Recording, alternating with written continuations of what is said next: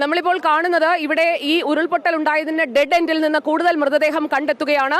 മരങ്ങൾ വന്നടിഞ്ഞതിന് താഴെ കൂടുതൽ മൃതദേഹങ്ങൾ ഉണ്ട് എന്നതാണ് ഇതിപ്പോൾ വ്യക്തമാക്കുന്നത്. ഇന്നത്തെ ദിവസം 3 മൃതദേഹം ഈ ഭാഗത്ത് നിന്ന് തന്നെ കിട്ടിയിട്ടുണ്ട്.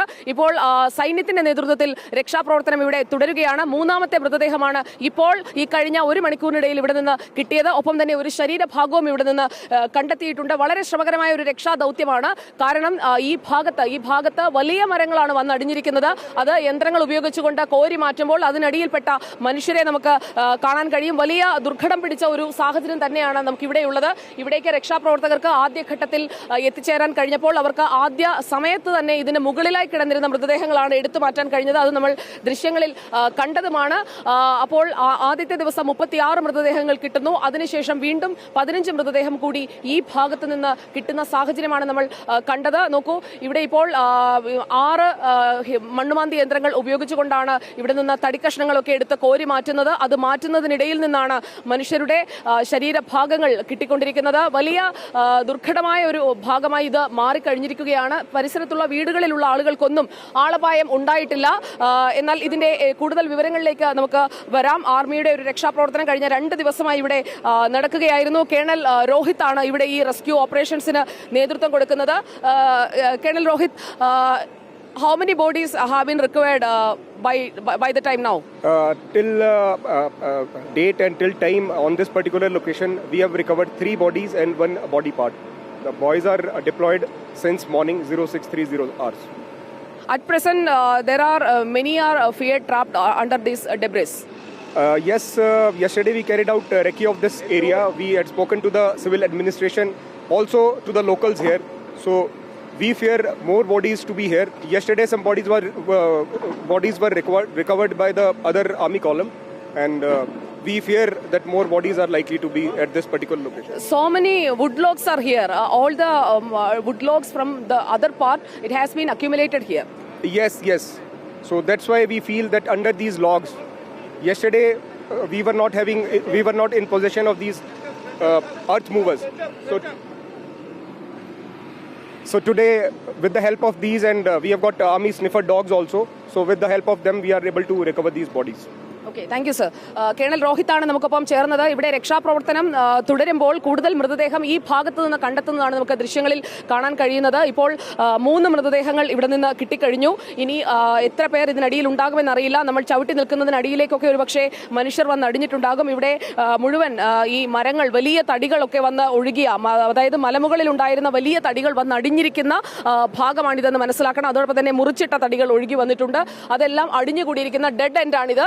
ആ ഒരു ഡെഡ് എൻഡ് പാർട്ടിലാണ് നമ്മളിപ്പോൾ നിൽക്കുന്നത്. ഈ ഭാഗത്തേക്ക് നമ്മൾ ചെന്ന് നോക്കിയാൽ നമുക്കത് കൂടുതൽ വ്യക്തമാകുന്ന ഒരു സാഹചര്യമാണ്. നോക്കൂ, ഇവിടെയൊക്കെ ചെളിയും മണ്ണും എല്ലാം പുതഞ്ഞു കിടക്കുകയാണ്. ഈ ഭാഗത്തേക്കൊന്നും രക്ഷാപ്രവർത്തകർക്ക് എത്താൻ കഴിഞ്ഞിട്ടില്ല. ഇതുപോലെ തടിയൊക്കെ കൂടിക്കിടക്കുന്ന വലിയ രീതിയിൽ മണ്ണുമുണ്ട്. അതിനടിയിൽ വസ്ത്രങ്ങളുടെയൊക്കെ ഭാഗങ്ങളൊക്കെ നമുക്കിവിടെ കാണാം. ഒരുപക്ഷെ മനുഷ്യർ ഇതിനടിയിൽ പെട്ടുപോയിട്ടുണ്ടാകാം. ആദ്യഘട്ടത്തിൽ 36 പേരുടെ മൃതദേഹം ഈ മരങ്ങൾക്കിടയിൽ, തടികൾക്കിടയിൽ ഉയർന്നു നിൽക്കുന്ന രീതിയിൽ കണ്ടെത്തിയ മൃതദേഹമൊക്കെയാണ് ആദ്യഘട്ടത്തിൽ എടുക്കാൻ കഴിഞ്ഞത്. ഇപ്പോൾ ഏറ്റവും വിഷമിപ്പിക്കുന്ന കാര്യം, പല ആളുകളെയും തിരിച്ചറിയാൻ കഴിയാത്ത രീതിയിലാണ് അവരുടെ ദേഹഭാഗങ്ങളൊക്കെ കണ്ടെടുക്കുന്നത് എന്നുള്ളതാണ്. ഇവിടെ ഇത്രയും തടികളുടെയൊക്കെ അടിയിലായി പോയിരിക്കുകയാണ് ഒഴുകി വന്ന മനുഷ്യരെല്ലാവരും. ഈ ഭാഗത്തേക്കൊന്നും എത്താൻ കഴിഞ്ഞിട്ടില്ല. ഇതൊരു ഡെഡ് എൻഡാണ്. അതായത് ഇവിടേക്കാണ് ഈ തടിക്കഷണങ്ങൾ മുഴുവൻ ഒഴുകി വന്നത്. ആ തടിക്കഷണങ്ങൾ മുഴുവൻ ഒഴുകി വന്ന് അടിഞ്ഞിരിക്കുന്ന ഏറ്റവും അവസാനത്തെ ഭാഗം എന്ന് നമുക്ക് പറയാൻ കഴിയുന്ന ഭാഗമാണിത്. ചൂരൽമലയുടെ മറ്റൊരറ്റമാണിത്. നമ്മൾ ആ നദി ഒഴുകിയതിന്റെ ഇരുകരകളിലേക്കും വെള്ളം അടിച്ചു കയറിയതും അവിടെയുണ്ടായ വലിയ നാശനഷ്ടങ്ങളും കണ്ടു. പക്ഷേ അതിനേക്കാൾ കൂടുതൽ മനുഷ്യർ വന്ന് അടിഞ്ഞിരിക്കുന്നത് ഇവിടെയാണ് എന്നുള്ളത് ഏറ്റവും വിഷമം ഉണ്ടാക്കുന്ന കാര്യമാണ്. 36 പേരെ ആദ്യത്തെ ദിവസം, കഴിഞ്ഞ ദിവസം 15ഓളം പേരെ, ഇന്ന് ഇതുവരെ 3 പേരുടെ മൃതദേഹം കിട്ടി, ഒരു ശരീരഭാഗം കിട്ടി. ഇപ്പോഴും തെരച്ചിൽ ഇവിടെ തുടരുകയാണ്. ആർമിയുണ്ട്, അതോടൊപ്പം തന്നെ NDRF ഉണ്ട്, സന്നദ്ധ പ്രവർത്തകരുണ്ട്. എല്ലാവരും ചേർന്ന് മണ്ണുമാന്തി യന്ത്രങ്ങൾ ഉപയോഗിച്ചുകൊണ്ടുള്ള തെരച്ചിലാണ് ഇപ്പോൾ തുടരുന്നത്. ഈ വലിയ ഒരു മരങ്ങളും ചെളിയും എല്ലാം അടിഞ്ഞുകൂടി കിടക്കുന്ന ഈ ഭാഗം നിറഞ്ഞിരിക്കുന്ന ഈ ഒരു കൂനയുടെ ഒരു ഭാഗം മാത്രമാണ് ഇതുവരെ നമുക്ക് പരിശോധിച്ച് തീർക്കാൻ കഴിഞ്ഞിട്ടുള്ളത്. ഈ ഒരു മേഖലയിലേക്ക് നമ്മൾ എത്തുമ്പോൾ മാത്രമാണ് ഇതിന്റെ ഒരു വ്യാപ്തി എത്രമാത്രമാണെന്ന് നമുക്ക് മനസ്സിലാക്കാൻ കഴിയുന്നത്. നോക്കൂ, മണ്ണുമാന്തി യന്ത്രങ്ങൾ ഉപയോഗിച്ചുകൊണ്ട് അതോടൊപ്പം തന്നെ വുഡ് കട്ടർ ഉപയോഗിച്ചുകൊണ്ട് അവിടെ നിന്ന് വലിയ മരങ്ങളൊക്കെ മുറിച്ചെടുക്കുകയാണ്. അത് മുറിച്ചു മാറ്റിക്കഴിഞ്ഞാലേ അതിനടിയിൽ തെരയാൻ കഴിയുകയുള്ളൂ. മണ്ണ് നീക്കുന്ന പ്രവൃത്തികൾ അതിനുശേഷം മറുഭാഗത്ത് നടത്തുന്നുണ്ട്. കൂടുതൽ യന്ത്രങ്ങൾ ഇവിടെ ആവശ്യമാണ് എന്ന് തോന്നുന്നു. സർക്കാർ സംവിധാനങ്ങൾ കുറച്ചുകൂടി ഇവിടേക്ക് ശ്രദ്ധ കേന്ദ്രീകരിക്കണമെന്ന് റിപ്പോർട്ടിലൂടെ നമ്മൾ അഭ്യർത്ഥിക്കുകയാണ്. കാരണം ഇത്രയും മരങ്ങൾ എടുത്തു മാറ്റണം എന്നുണ്ടെങ്കിൽ കൂടുതൽ സംവിധാനം ഇവിടെ ആവശ്യമായി വരും. കഴിഞ്ഞ ദിവസങ്ങളിൽ നടത്തിയ തെരച്ചിൽ പോലെ തന്നെ ഇന്ന് കൂടുതൽ ശ്രദ്ധ കേന്ദ്രീകരിക്കേണ്ട ഒരു ഭാഗം ചൂരൽമലയുടെ ഈ ഭാഗമാണ്. നോക്കൂ, രക്ഷാപ്രവർത്തകർ അവിടേക്ക് പോകുന്നു. ആ ഭാഗത്താണ് ഇപ്പോൾ മരങ്ങൾ മാറ്റിക്കൊണ്ടിരിക്കുന്നത്. എനിക്ക് പിന്നിലായി കാണുന്ന ഭാഗത്താണ് മരങ്ങൾ മാറ്റിക്കൊണ്ടിരിക്കുന്നത്. ഒരു വശത്ത് നിന്ന് ഈ മണ്ണുമാന്തി യന്ത്രങ്ങൾ ഉപയോഗിച്ചുകൊണ്ട് മണ്ണും മരങ്ങളും നീക്കിക്കൊണ്ടുള്ള രക്ഷാപ്രവർത്തനം തുടരുകയാണ്. ഇതിനടിയിൽ ഈ മണ്ണിനും മരത്തിനുമൊക്കെ അടിയിലാണ് മനുഷ്യർ കിടക്കുന്നത്. ആ മനുഷ്യരെ രക്ഷിക്കുന്നതിനായിട്ടുള്ള ശ്രമമാണ് അവിടെ നടക്കുന്നത്.